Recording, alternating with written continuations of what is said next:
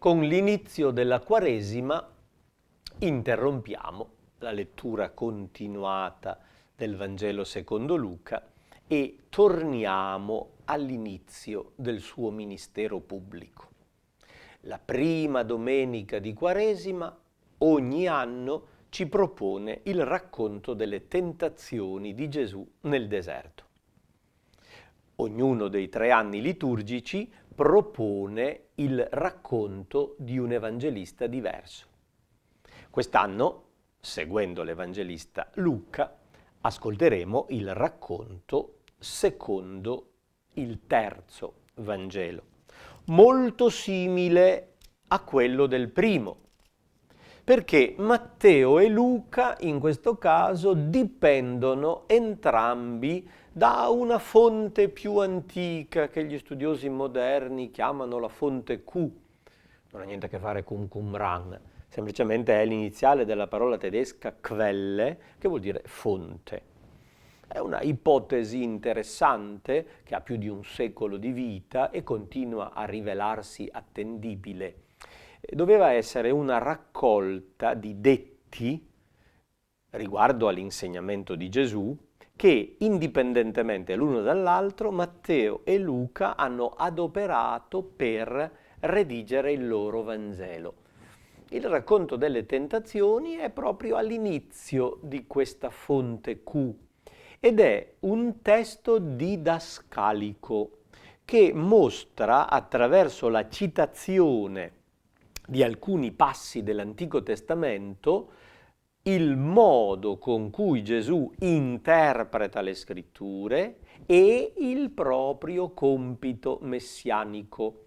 Vince le tentazioni di un Messia potente, che prende il popolo per la gola, che fa miracoli che costringono a credere. Nel deserto, dopo il battesimo, Gesù sceglie lo stile da seguire e contesta altri stili che invece erano ritenuti opportuni e validi. Li considera diabolici, cioè stili che mettono il bastone fra le ruote, ostacolatori del progetto di Dio.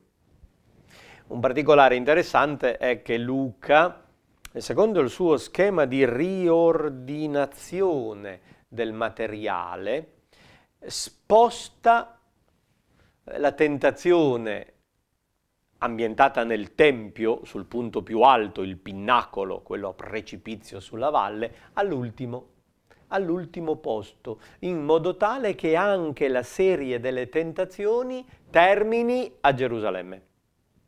Luca ci tiene a mostrare Gerusalemme come la meta di tutto. Anche il Vangelo dell'infanzia tende a Gerusalemme. Durante il suo ministero Gesù farà un lungo viaggio verso Gerusalemme. All'inizio il diavolo prima nel deserto, poi sul monte e alla fine a Gerusalemme.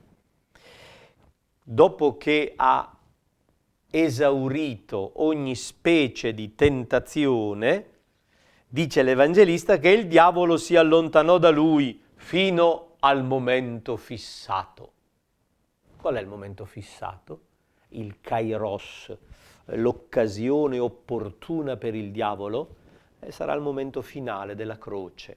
Allora ci sarà l'ultima tentazione, ci sarà quella proposta: scendi dalla croce, salva te stesso. È un'altra proposta diabolica. Per dimostrare che sei il Messia, fai il tuo interesse, compi un gesto straordinario che costringa a credere. Gesù rifiuta adesso e rifiuterà anche sulla croce. Nel tempo di Quaresima, la prima lettura ci propone una tappa dopo l'altra la storia della salvezza. E quindi la prima lettura non è legata al Vangelo come avviene nel tempo ordinario. Quindi bisogna imparare a cambiare un po' schema mentale. Da domenica scorsa a oggi il criterio che guida le letture liturgiche è cambiato. E allora il criterio che abbiamo seguito domenica scorsa oggi non va più bene. Cambiamo il colore liturgico, cambiamo alcuni gesti, alcune parole anche all'interno della liturgia, non cantiamo il Gloria, non cantiamo l'Alleluia, impostiamo l'ascolto della parola di Dio con un altro criterio. La prima lettura ci fa percorrere la storia della salvezza. In 5 domeniche avremo 5 grandi quadri. Il primo riguarda le origini. Altri anni si è letto della creazione del mondo o dell'alleanza con Noè. Quest'anno ci è proposto il credo storico di Israele. È un testo ritenuto arcaico, uno dei nuclei primitivi della fede di Israele, conservato come una preghiera del pio contadino di Israele, che offre la primizia del suo raccolto al sacerdote e mentre consegna il prodotto della terra dice: mio padre era un arameo errante, cioè i miei antenati erano della regione di Aram ed erano nomadi, seminomadi. Scesero in Egitto, erano pochi e malpresi. Furono perseguitati. Ma è interessante che il contadino racconti come se queste storie fossero capitate la generazione prima della sua, mio padre. E poi attualizza, usa sempre la prima persona. Gridammo al Signore perché gli egiziani ci maltrattarono. Il Signore intervenne, ci liberò, ci fece passare il deserto e ci diede questa terra. La prova è che io questa terra l'ho coltivata, ne ho ricavato questo prodotto e come riconoscenza offro al Signore il prodotto della terra. Il credo storico di Israele è un modello della nostra fede, cioè il credo ha le radici nei fatti. Io credo nel Signore perché il Signore mi ha liberato, mi ha dato la terra. Il Signore ha fatto molto per me, ha già fatto molto per me. Noi viviamo la Quaresima come cammino battesimale, come se ci preparassimo a ricevere il battesimo a Pasqua. È un modo per riprendere questa catechesi battesimale. Allora la prima domenica noi andiamo alle fonti, alle radici della nostra storia. Siamo stati battezzati, abbiamo già ricevuto la grazia e la salvezza. Di conseguenza portiamo al Signore i frutti che ne abbiamo ricavato.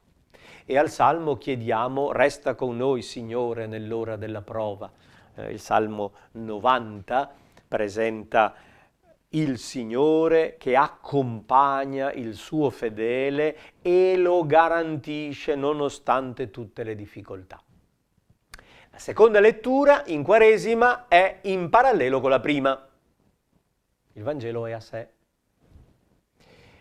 Il credo storico di Israele trova nel testo della lettera ai Romani la correlazione come credo storico del cristiano.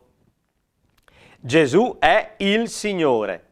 Gesù è morto e Dio lo ha risuscitato. Il riferimento a Gesù, morto e risorto, Signore, è la fede cristiana. In base a questa fede il Signore ci salva. Con il cuore si crede per ottenere la giustizia e con la bocca si fa la professione di fede per avere la salvezza. cuore e bocca. Il cuore crede, la bocca professa. È quello che abbiamo fatto nel battesimo, è la professione di fede battesimale. Prima di essere battezzati, gli adulti fanno la professione di fede. Possono essere battezzati solo se dicono di credere.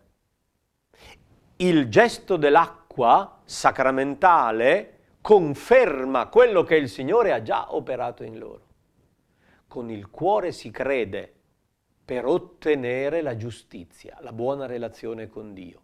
E la bocca esprime la pienezza del cuore, dice la propria fede e ottiene la salvezza. Non la conquista, la accoglie, la riceve per grazia. La tentazione è quella di farci una salvezza per conto nostro, una specie di fede fai da te. È la tentazione peggiore. Ritroviamo le radici, riscopriamo l'appartenenza al popolo di Dio e con il cuore e le labbra facciamo la nostra autentica professione di fede in Lui. È un modo per uscire da noi stessi e metterci nelle sue mani. Buona Quaresima, buon cammino di conversione. A maggior ragione in quest'anno santo sia un autentico cammino di misericordia che cambia la vita e guarisce i nostri peccati.